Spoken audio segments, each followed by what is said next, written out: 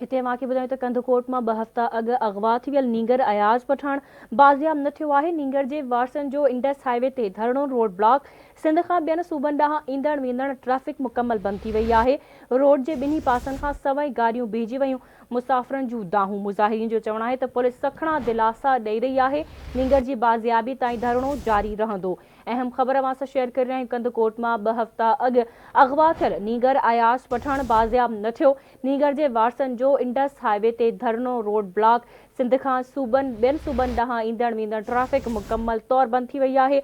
Road ॿिन्ही पासनि खां सवई गाॾियूं बीहिजी वयूं आहिनि। मुसाफ़िरनि जूं दाहूं। मुज़ाहिरीन जो चवणु आहे त पुलिस सखणा दिलासा ॾेई रही आहे। नींगर जी बाज़ियाबी ताईं धरणो जारी रहंदो। कंदकोट मां 2 हफ़्ता अॻु अगवा थियल नींगर अयाज़ पठाण बाज़ियाब न थियो। नींगर जे वारसनि जो इंडस हाईवे ते धरणो रोड ब्लॉक। सिंध खां ॿियनि सूबनि ॾांहुं ईंदड़ वेंदड़ ट्रैफ़िक मुकमल बंदि थी वई आहे। रोड जे ॿिन्ही पासनि खां सवई गाॾियूं बीहिजी वयूं। मुसाफ़िरनि जूं दाहूं। मुज़ाहिरीन जो चवणु आहे त पुलिस सखणा दिलासा ॾेई रही आहे। नींगर जी बाज़ियाबी ताईं धरणो जारी रहंदो। तफ़सील मालूम कंदासीं। असां सां लाइन ते मौजूदु आहे आवाज़ न्यूज़ रिपोर्टर अहमद अली मुग़ल। जी अहमद अली, छा तफ़सील आहिनि हिन हवाले सां वधीक आगाह कजो।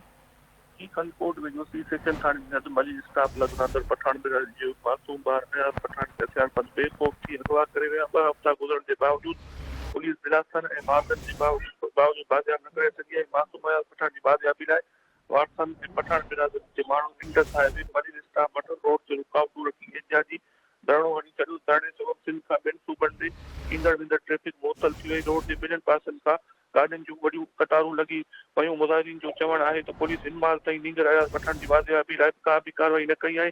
4 दफ़ो पुलिस वक़्तु घुरियो, असां ॾिनोसीं, नतीजो कुझु बि न निकितो। सिर्फ़ु आसरनि दिलासन वादनि ताईं महदूद आहे। पुलिस जेसि ताईं नींगर खे बाज़ियाब न कराए वेंदो असांजो धरणो जारी रहंदो। जी अहमद, तव्हांजी वॾी महिरबानी अपडेट करण जे लाइ।